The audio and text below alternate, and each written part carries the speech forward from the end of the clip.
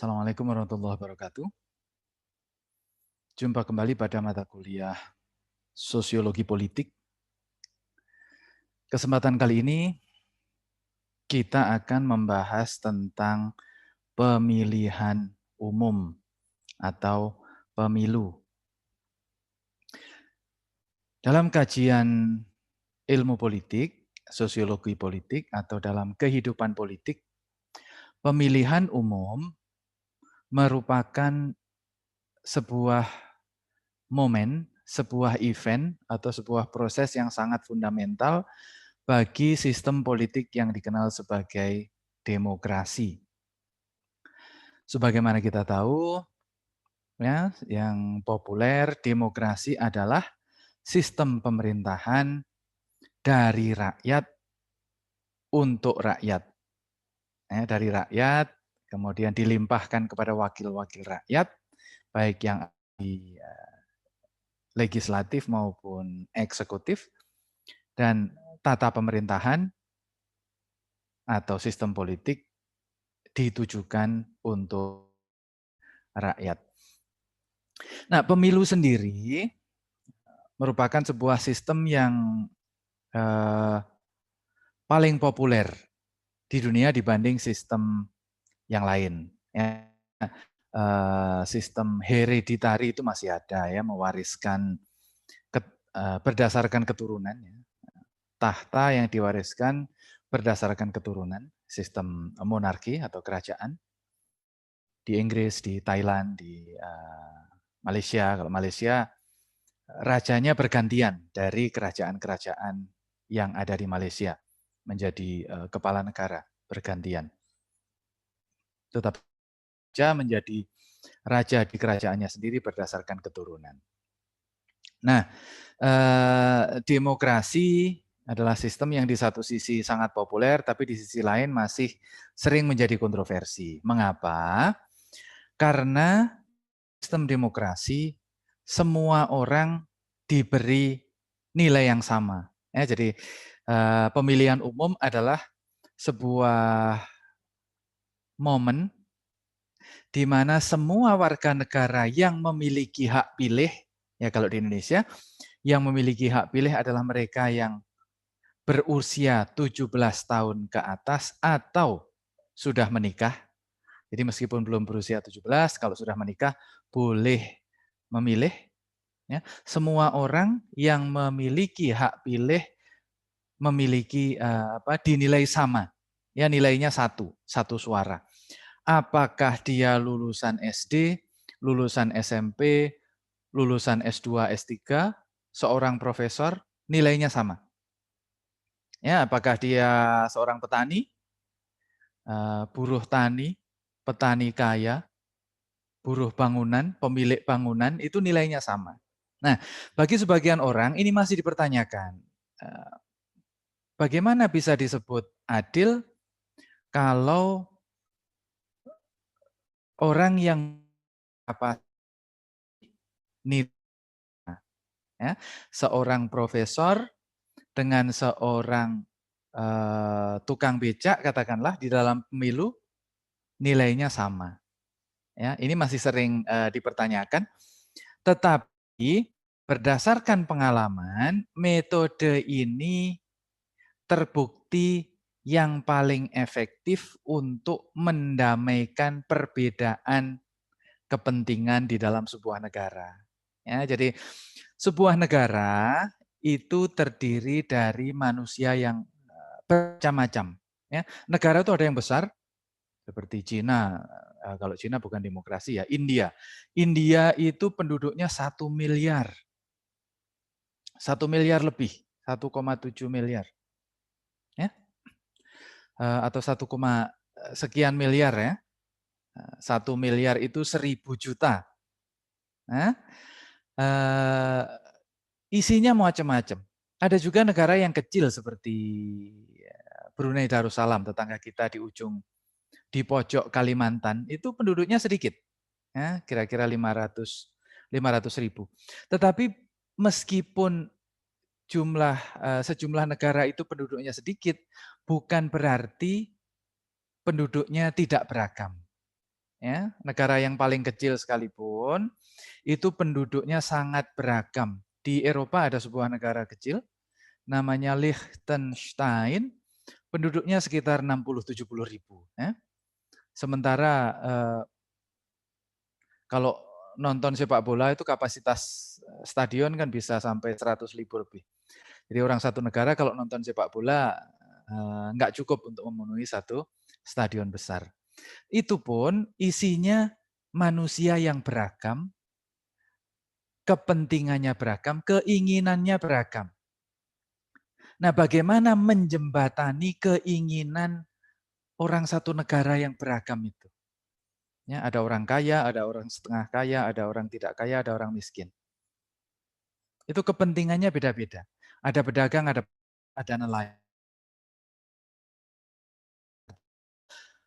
Negara punya uang, maka uang itu tidak cukup dibagi untuk semua orang. Oleh karena itu, bagaimana negara, masing-masing orang akan punya kepentingan berbeda-beda. Bagaimana membangun jalan raya di sebuah negara, provinsi mana yang harus didahulukan? Nah, pasti semua orang akan menginginkan provinsinya yang harus didahulukan. Pengembangan sekolah mana dulu yang dibangun, sekolah paling dasar atau sekolah paling tinggi. Nah tentu warga yang bekerja di sekolah-sekolah yang berbeda akan menginginkan sekolahnya yang dibangun lebih dulu. Nah itu terjadi di semua negara, baik negara besar maupun negara kecil. Keinginannya sangat beragam, keinginannya sangat berbeda. Nah selama ini demokrasi adalah metode yang paling efektif untuk mendamaikan perbedaan kepentingan, keragaman kepentingan. Dengan cara apa? Dengan cara menempatkan semua orang setara, sama, satu kepala, nilainya sama, yaitu satu suara. Entah dia presiden, entah dia ketua RT, entah dia profesor, entah dia satpam. Ya, apakah profesor atau guru TK, nilainya sama. Satu suara. Nah, dengan cara itu, maka kepentingan masyarakat itu bisa didamaikan. Yaitu masyarakat memilih pimpinan sesuai dengan keinginan mereka, sesuai dengan aspirasi mereka. Kelompok petani memiliki partai politik atau caleg yang bervisi misi memajukan pertanian. Lalu perdagangan juga begitu, industri juga begitu. Lalu memilih siapa yang paling banyak yang memilih, dialah yang berhak untuk mengelola tata pemerintahan. Nah, dengan cara yang seperti ini, ya, dianggap kemudian orang merasa haknya itu terwadahi. Ya. Mungkin dan pemilihan umum itu harus diselenggarakan secara reguler atau secara berkala. Ada yang 4 tahun sekali, ada yang 5 tahun sekali. Sehingga orang yang tahun ini keinginannya tidak terpenuhi, ya artinya tahun ini calonnya kalah, tahun depan masih atau 5 tahun lagi, 4 tahun lagi masih bisa bertarung kembali dan mempertarungkan kepentingannya.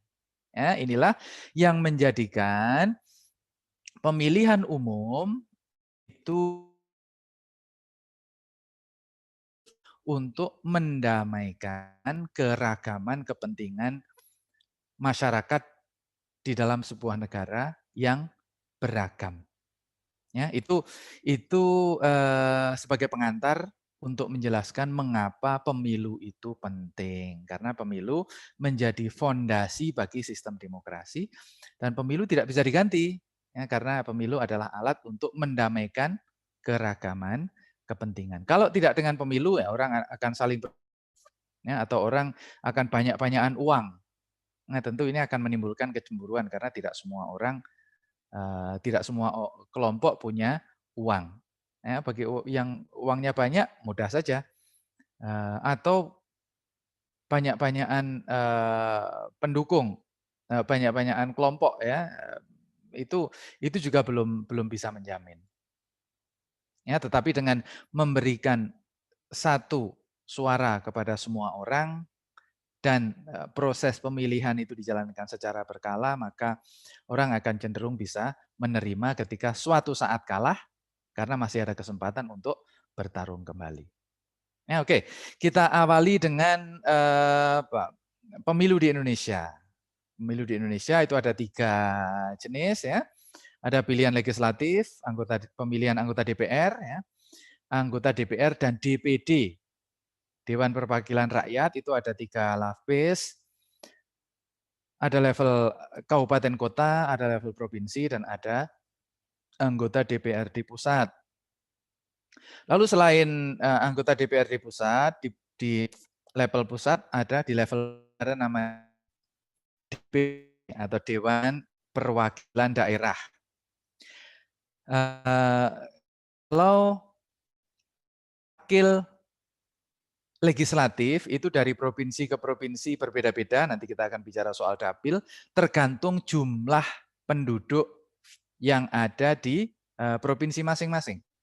Tetapi kalau anggota DPD itu sama.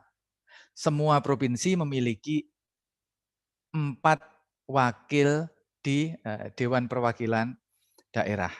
Ya, apakah provinsi yang sangat besar seperti Jawa Barat, Jawa Tengah, Jawa Timur itu wakil provinsi kecil Yogyakarta, mana lagi Riau itu juga satu provinsi 4 perwakilan.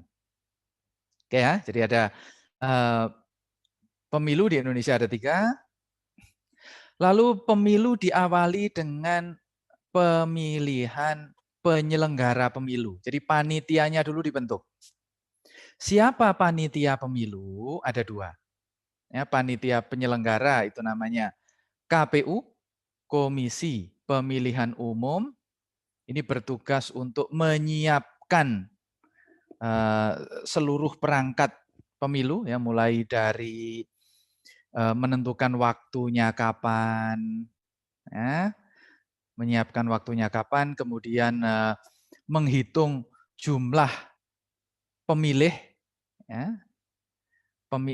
berapa jumlah orang Indonesia yang punya hak pilih, yang usianya 17 ke atas atau pernah menikah, tidak pernah terlibat tidak pernah dipenjara lebih dari 5 tahun dan lain sebagainya, ada aturannya. Ya.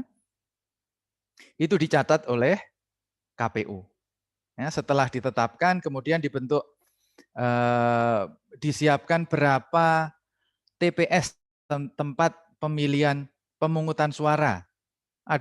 Karena sudah diketahui jumlah pemilihnya, maka bisa ditentukan berapa jumlah TPS-nya. Lalu penyediaan kertas untuk dicoblos, itu semuanya diselenggarakan oleh KPU. Ya, lalu ada Bawaslu. Nah, Bawaslu ini wasit untuk mengawasi seluruh proses pemilu mulai dari awal ya sampai akhir. Apakah ada pihak yang melanggar aturan atau tidak? Ya, apakah KPU melanggar aturan atau tidak? Misalnya kalau pada kampanye misalnya, kampanye diselenggarakan dalam waktu 3 minggu.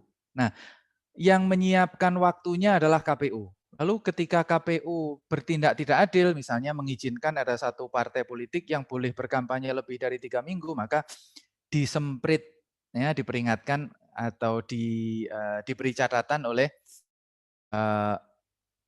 Bawaslu, Badan Pengawas Pemilu. Lalu nanti partai politik, apakah ada yang kampanye mengajak anak kecil, ya, itu tidak boleh. Lalu kampanye yang mengandung, itu juga tidak boleh. Nah, lalu banyak aturan-aturan yang lain yang harus dipenuhi baik oleh penyelenggara pemilu maupun peserta pemilu. Itu wasitnya adalah Bawaslu. Jadi penyelenggara pemilu ada 2, yaitu KPU dan Bawaslu. Kemudian setelah itu, ya, sudah ada panitianya, maka penetapan daerah pemilihan. Ya, daerah pemilihan itu adalah satu wilayah di mana sejumlah kursi DPR diperebutkan. Ya, kalau kita bicara DPR pusat, maka dapil atau daerah pemilihan itu biasanya ada yang 2 kota, kalau 2 kota kabupaten itu besar misalnya, atau 1 provinsi. Ya, kalau Jogja itu karena hanya 5 kabupaten, 4 kabupaten dan 1 kota dan wilayahnya kecil-kecil itu, 1 dapil, 1 provinsi. Tetapi di provinsi-provinsi besar misalnya, Jawa Timur itu kota Surabaya dan kota Sidoarjo, hanya 2 kota itu sudah 1 dapil. Dan di dalam dapil itu atau daerah pemilihan itu ada sejumlah kursi, ya, jatah anggota DPR-nya berapa. Ini juga akan tergantung kepada jumlah penduduknya.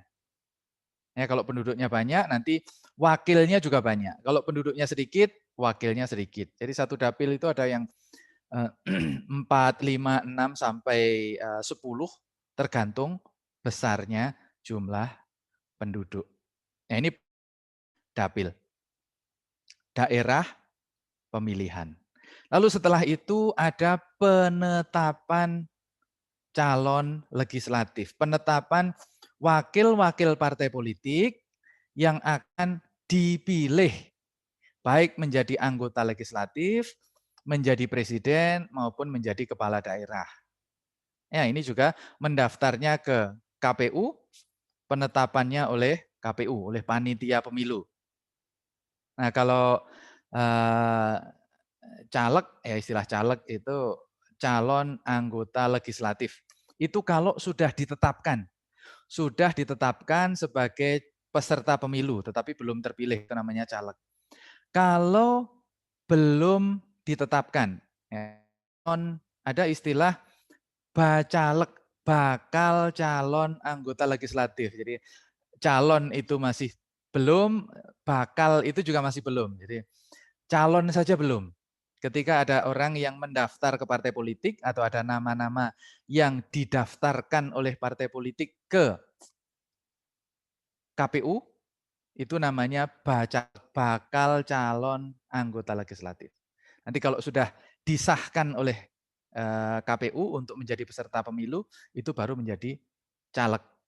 Kalau sudah terpilih, bagi orang yang terpilih, dia akan menjadi aleg, anggota legislatif. Ya, jadi ada 3 singkatan: bacalek, bakal calon anggota, bakal calon, lalu ada caleg, calon anggota, dan ada aleg, anggota legislatif. Ini dipilih, kemudian ditetapkan dapilnya mana, daerah pemilihannya mana. Nah, daerah pemilihan itu tergantung kebijakan masing-masing partai politik. Jadi kalau kita di Jogja, bagi orang yang tinggal di Jogja ya, ketika memilih anggota DPR waktu pemilu, belum tentu yang dipilih itu adalah orang yang berasal dari Jogja. Tergantung kebijakan partainya.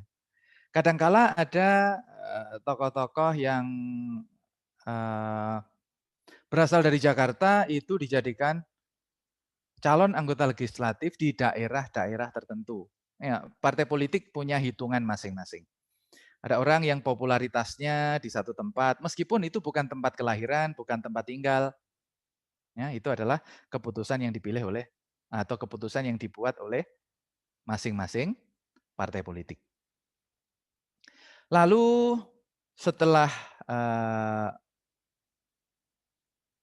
calegnya ditetapkan, maka dilakukan pemungutan suara, pemilihan, ya, pergi ke tempat pemungutan suara.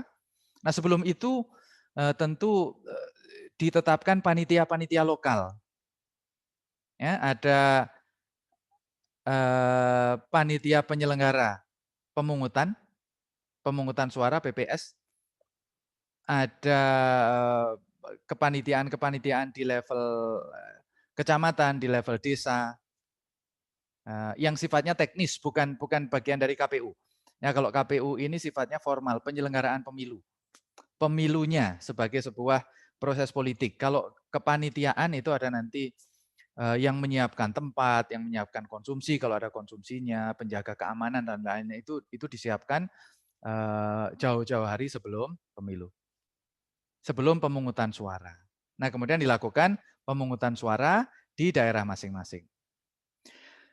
Nah, setelah hari pencoblosan atau pemungutan suara, tempat seperti di Indonesia itu kan yang memilih jutaan orang. Ini ada jutaan orang yang ikut pemilu, oleh karena itu untuk menghitung suaranya cukup lama. Bisa membutuhkan waktu berminggu-minggu. Baru suara yang atau kertas suara yang dicoblos tadi itu berdasarkan pemilihan siapa memilih siapa itu lama sekali. Nah, karena lama sekali itu bisa menimbulkan ketidakpastian. Oleh karena itu di dalam kajian-kajian ilmu politik kemudian berkembang teknik yang dikenal sebagai quick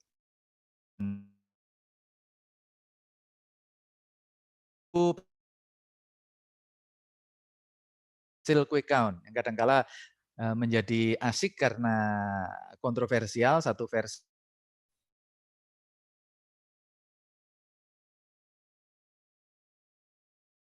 cara hitung cepat yang seperti diumumkan. Ya, ini seperti survei mengambil sampel di beberapa tempat yang mewakili situasi di Indonesia secara keseluruhan.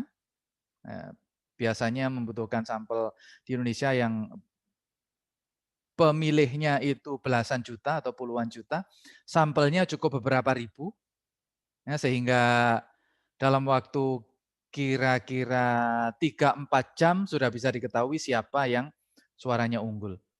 Ya, sebelum nanti di akhir pengumuman itu memang menunggu hitungan dari resmi real count. Ya, kalau real count itu dari KPU, mulai dihitung di TPS tempat pemungutan suara, TPS diserahkan ke desa, desa ke kecamatan, kecamatan kabupaten, kabupaten direkap ke provinsi, provinsi baru dihitung di pusat. Itu menunggu waktu yang cukup lama. Nah, quick count itu menjadi preview, orang bisa mengintip siapa sih kira-kira yang suaranya lebih unggul. Dan itu orang kemudian menjadi tenang karena sudah diketahui siapa yang menang. Yang menang siap-siap untuk melanjutkan proses berikutnya, yang kalah ya siap-siap menenangkan diri supaya tidak stres ya, karena pemilu itu menghabiskan banyak uang. Nah, dalam konteks di Indonesia, proses penghitungan suara ini adalah proses yang sangat mahal. Karena masing-masing partai politik harus menyediakan saksi di setiap TPS. Ada sekitar 13-an juta, 13-an ribu ya, atau 150.000, ratusan ribu, puluhan ribu, ratusan ribu TPS di seluruh Indonesia yang masing-masing peserta pemilu, partai politik itu harus menyediakan saksi supaya tidak ada yang curang. Meskipun demikian, sangat banyak konflik muncul akibat perbedaan hitungan. Ya, sehingga pihak yang kalah tidak bisa menerima kekalahan karena menganggap ada kekeliruan penghitungan suara baik yang disengaja maupun yang tidak. Jadi kalau sampai pemilu tahun 2014 ya, itu 80% proses pemilu, ya, 80% baik pilkada maupun pemilu legislatif itu mengalami protes. Jadi terdapat pihak yang tidak puas dan memprotes panitia karena menganggap terjadi kekeliruan penghitungan suara baik disengaja maupun tidak. Lalu apa yang terjadi atau apa yang mesti dilakukan kalau ada pihak yang tidak bisa menerima kekalahan karena menganggap hitungannya keliru? Maka ada namanya Mahkamah Konstitusi. Ada sebuah lembaga yang sangat tinggi statusnya, yang salah satu tugasnya adalah mengarbitrase atau mengadili sengketa pemilu. Tidak ada pengadilan yang lain yang bisa mengadili sengketa pemilu ya, kecuali Mahkamah Konstitusi. Nah, kalau ada pihak yang tidak bisa menerima kekalahan karena menganggap harusnya dia yang menang, tetapi ada faktor tertentu yang membuat dia tidak bisa menang, maka dia melaporkan diri ke Mahkamah Konstitusi. Nanti sambil kita lihat ya, minggu-minggu ini, bulan-bulan ini akan banyak gugatan pasca pilkada. Ada banyak pasangan calon yang tidak bisa menerima kekalahan karena menganggap ada proses yang tidak benar, ada proses yang cacat, baik karena disengaja maupun tidak, dan Mahkamah Konstitusi akan kebanjiran kasus untuk diadili. Nah, nanti Mahkamah Konstitusilah yang akan memutuskan apakah gugatannya diterima dan akhirnya yang dinyatakan kalah berubah menjadi menang, atau gugatannya ditolak dan pemenangnya tetap menjadi pemenang. Nah, kalau sudah diputuskan oleh Mahkamah Konstitusi, maka ditetapkan kembali oleh Komisi Pemilihan Umum. Nah, nanti kalau proses pemilu sudah selesai, KPU dibubarkan untuk nanti dibentuk lagi 5 tahun yang akan datang. Oke ya, jadi ini siklus penyelenggaraan pemilu sebagai momen yang fundamental bagi penyelenggaraan sistem politik demokrasi. Mudah-mudahan bisa dipahami. Sampai ketemu pada sesi berikutnya. Terima kasih. Assalamualaikum warahmatullahi wabarakatuh.